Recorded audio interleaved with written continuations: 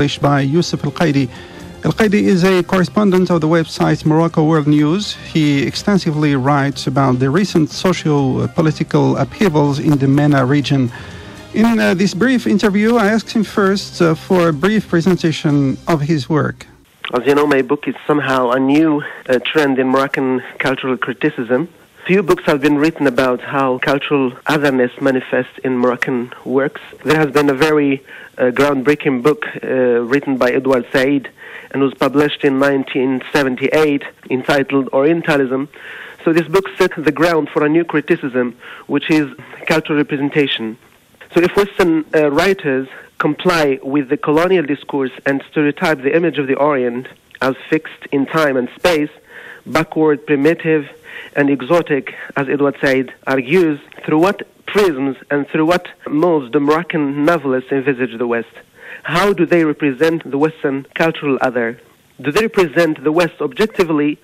And how do they construct and narrate Western femininity and the female body? These are some of the key questions I try to answer. I argue that cultural representation is a fluid and heterogeneous process in the sense that the conception of the West in the Moroccan contemporary novel takes different shapes, take different images.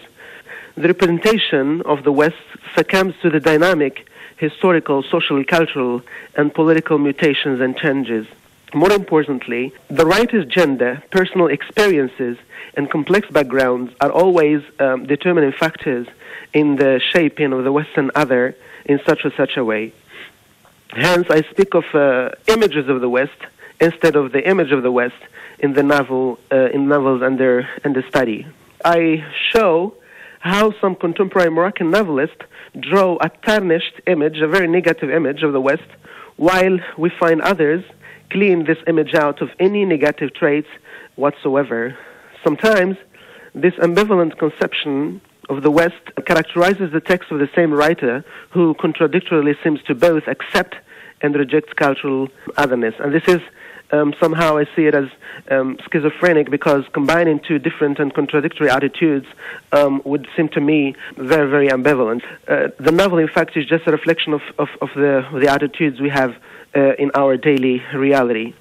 My book derives its significance from the fact that little research in English has been done about the Moroccan novel and its representation of the West. The amount of work done so far in this regard is either in Arabic or in French. And if it is in English, it's done in an ad hoc manner. So thus, I expect that my book shall contribute to fill in this research gap and rise in scholarly debate about this issue. And what were the main novels you based your study on? In fact, I used 5 Moroccan novels. Some of the writers are very known in academic circles in Morocco, but unfortunately, we have others who are not known. I try to give them voice and make them known to Moroccan academic researchers. Like, for example, Bouchra Boulouise. So a few people know Bouchra Boulouise in Morocco, despite the fact that she is a very, very good writer for me, and her novels are worth reading and worth studying. Like the novel I use in this book, Une Irlandaise à Tanger, an Irish lady in Tangier. So this novel is very important because it broached the theme of cultural encounter and cultural representation so much. So in this novel, Bouchra Boulouise talks about a lady coming from Ireland, coming from the West, in the 18th century to Morocco, which was in view of the Western people as a backward country full of primitive people, savage and patriarchal men. So this lady coming from Ireland to Morocco discovers something else, discovers that Morocco is a country which is also a country of history, civilization, and so on and so on. There is another writer I like to work on very much, who is Mouha Soueg, in his novel Et plus ses affinités, maybe more. Mouha Soueg in this novel broaches the theme of cultural confrontation and cultural encounter through the internet. In this novel, Et plus ses affinités, Mouha Soueg gives us the idea of cultural encounter through his character, the main protagonist in his novel, who is a jobless Moroccan man who has graduated from the university but found no job. So he is trying relentlessly through his chats on the internet to find a Western girl, marry her, and escape Morocco. So here, this novel is also very important for me. Another writer who is not very much known, Abdeltifak Bib, Tangi's Eyes on America. So Abdeltifak Bib, who is a university teacher in Tétouan and who has written extensively on a number of topics relating to cultural studies and cultural criticism and literary criticism, wrote a book called Tangi's Eyes on America, which is based on his true experience in the United States after he traveled there for a program, exchange program. He wrote his witness on the West. How is the West conceived by this traveler or by this writer, and is the West truly what he used to know before he travels to it? So Abdeltifak Bib criticizes the West for its materialism and so on, and keeps all along the novel wishing to come back to Morocco, to join Morocco, because he misses his country, he misses the flavors and the smells and everything of his country, and most importantly, missing his family. In this novel, I think we can find a lot of things concerning this issue of cultural representation of the West. Also, Mohamed Zazef, I work on his novel Al-Mar'a wal-Warda. So Al-Mar'a wal-Warda perfectly fits the topic of my research, because Mohamed Zafzaf talks about his love relationship with a woman from Denmark.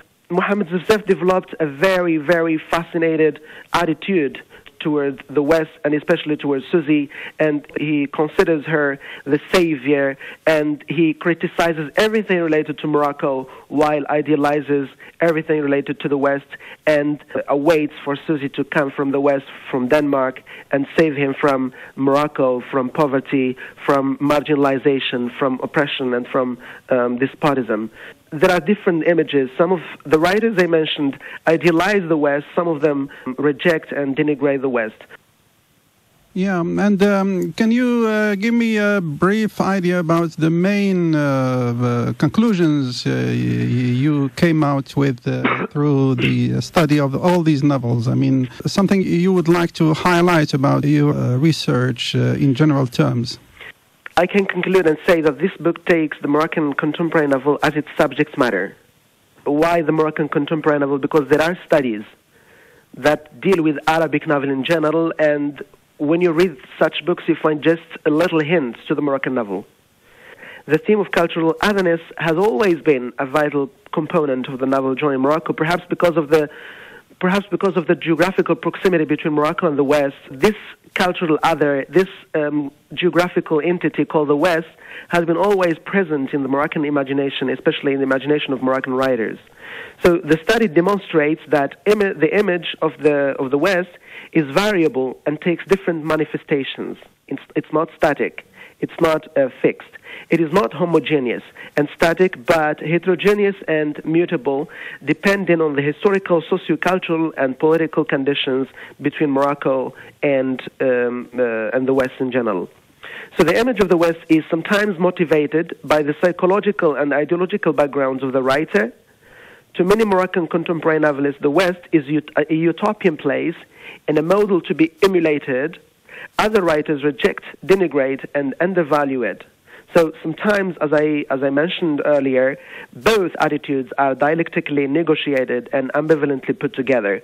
So this is my conclusion concerning the book. Okay, thank you very much, Youssef El-Qaidi. You're author of the book Images of the West in the Moroccan Contemporary Novel. Thank you so much for your time.